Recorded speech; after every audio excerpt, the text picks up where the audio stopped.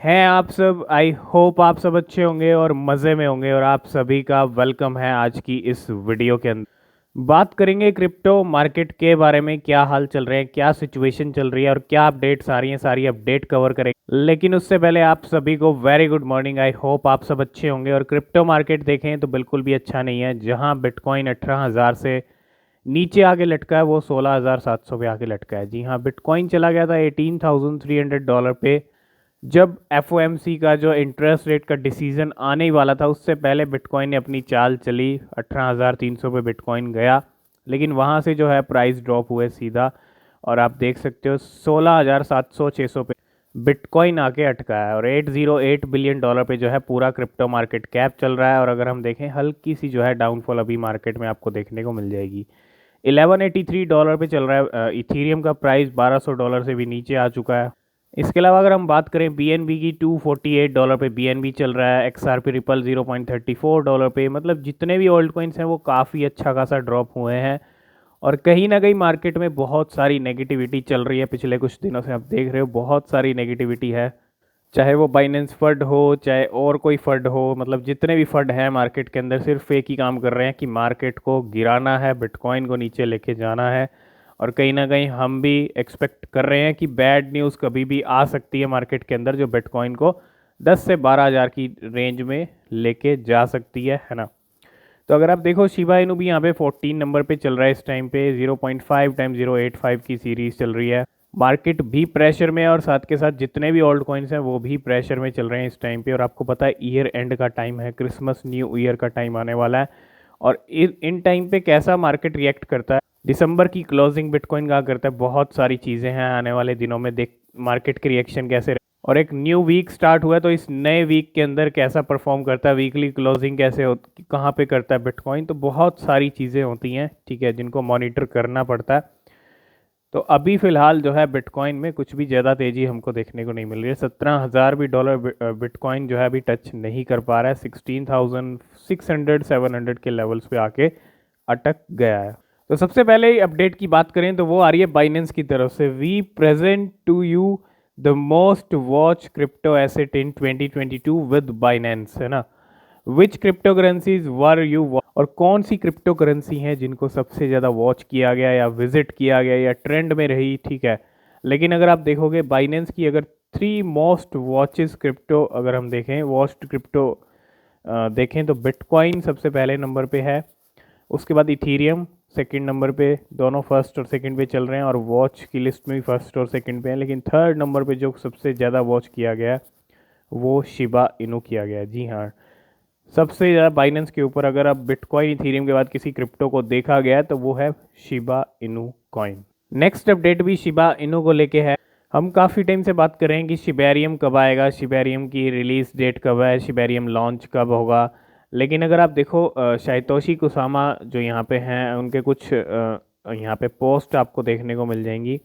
और अगर आप देखोगे यहाँ पे इसमें शिबा इनू के बारे में बात कर रहे हैं, शिबेरियम के बारे में भी बात कर रहे हैं। तो अगर आप देखेंगे beta test, I hope you will beta test, मतलब बीटा टेस्टिंग की बात हो रही है। अभी तक टेस्टिंग की ही चीज़ें जो हैं निकल के आ रही हैं शिबेरियम को लेके।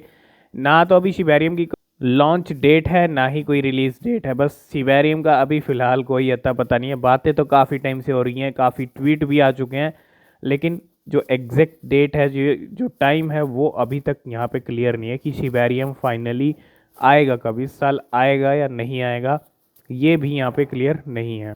नेक्स्ट अपडेट आ रही है इलॉन मस्क की तरफ से। बहुत बड़ी अपडेट है। आपको पता है ट्विटर खरीद चुके हैं, ट्विटर बॉस बन चुके हैं। अब ट्विटर के जो सीईओ हैं इलॉन मस्क की थे अभी तक, लेकिन अब जो है ट्विटर के सीईओ के लेवल से जो है इलॉन मस्क हट चुके हैं। उन्होंने खुद यहाँ पे एक पॉल किया है और पूछा है, अगर आप देखोगे, should I step down as head of Twitter, I will abide by the result of this poll, है ना। और यहाँ पे सिर्फ इस पोल के अंदर पूछा, आपको पता है पोल के अंदर ज़्यादा रिजल्ट जिस चीज़ को लेके आते हैं वो काम इलॉन मस्क कर देते हैं। तो अगर हम यहाँ पे अगर देखें तो सबसे ज़्यादा वोट येस 56%। तो सबसे ज़्यादा लोग चाहते हैं कि बस इलॉन मस्क जो है ट्विटर के सीईओ या हेड से जो है हट जाएं, और बिल्कुल ये हो चुका है और हट चुके हैं, है ना। तो बिल्कुल Elon Musk might step down as Twitter CEO. The recent policy changes at Twitter has stayed major criticism and condemnation making Musk to rethink on the developments.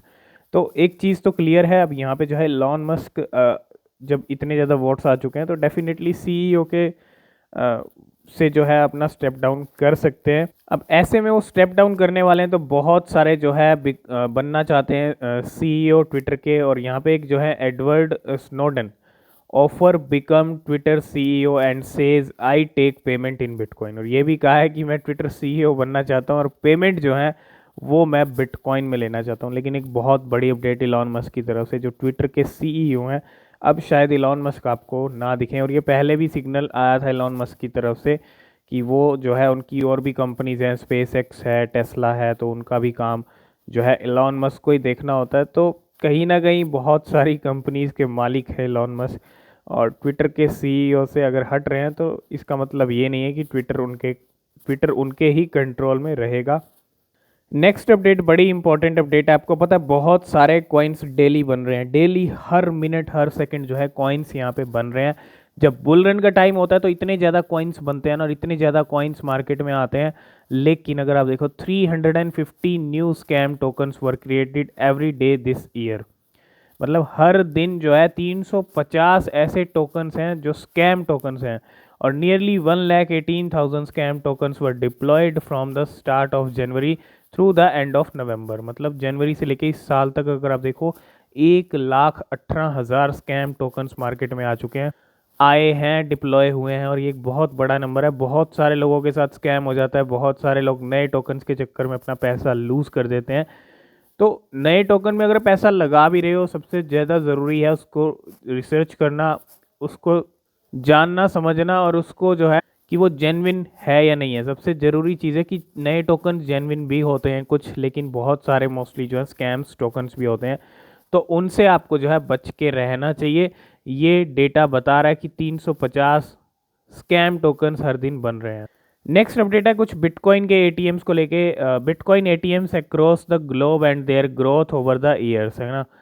There are currently almost 40,000 bitcoin ATM as over 86% are located in USA. मतलब अगर आप देखो यहाँ पे 40,000 से ज़्यादा जो है पूरा नंबर बिटकॉइन एटीएम्स का पहुँच चुका है।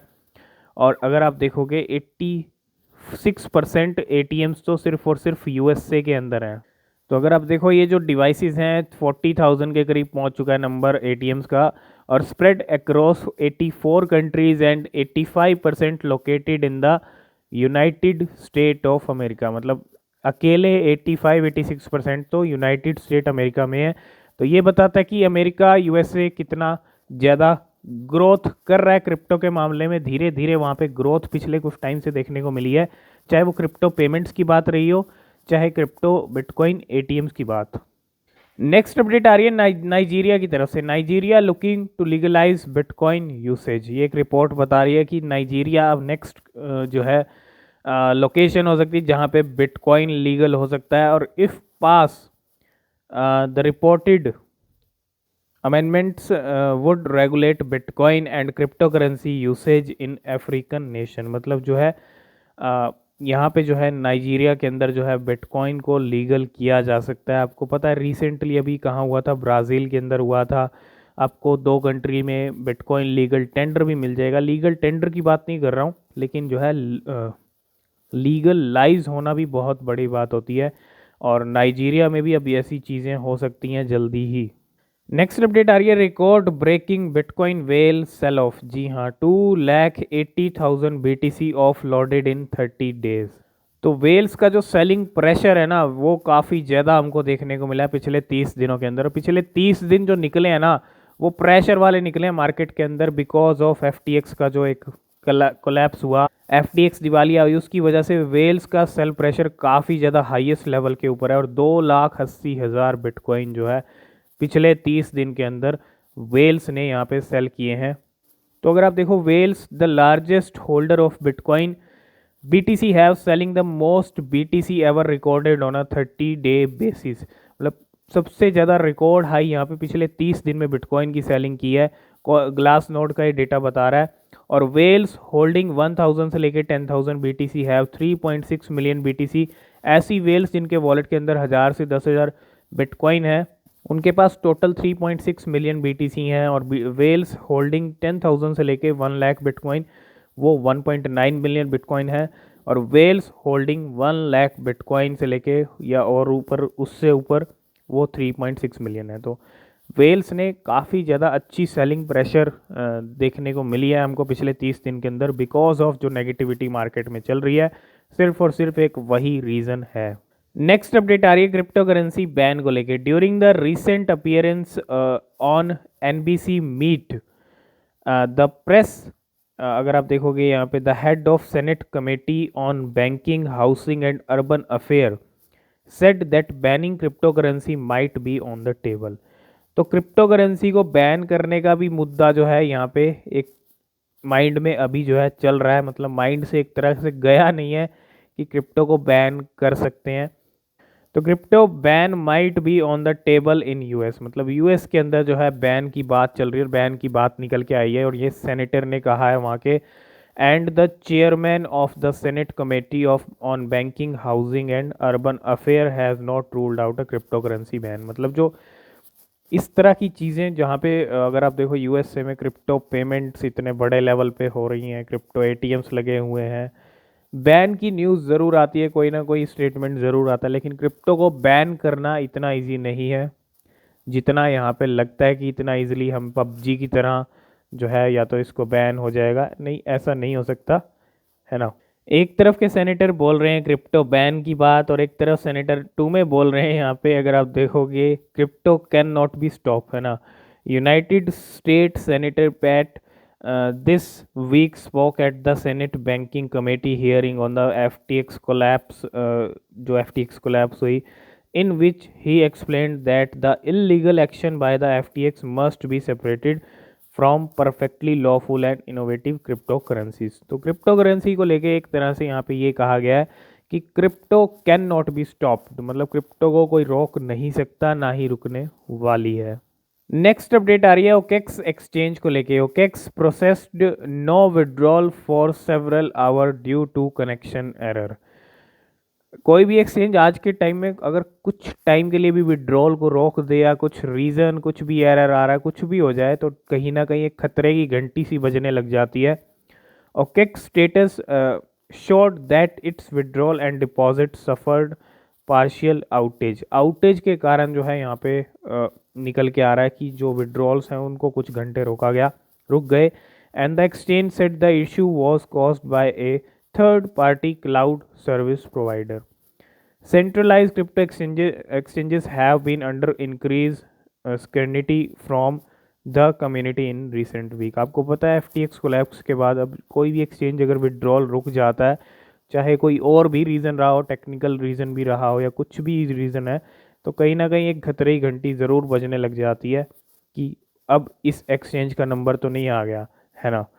तो ये चीज़ हुई है OKEX के साथ पिछले कुछ टाइम में, पिछले कुछ घंटे जो है विड्रॉल्स को रोका गया।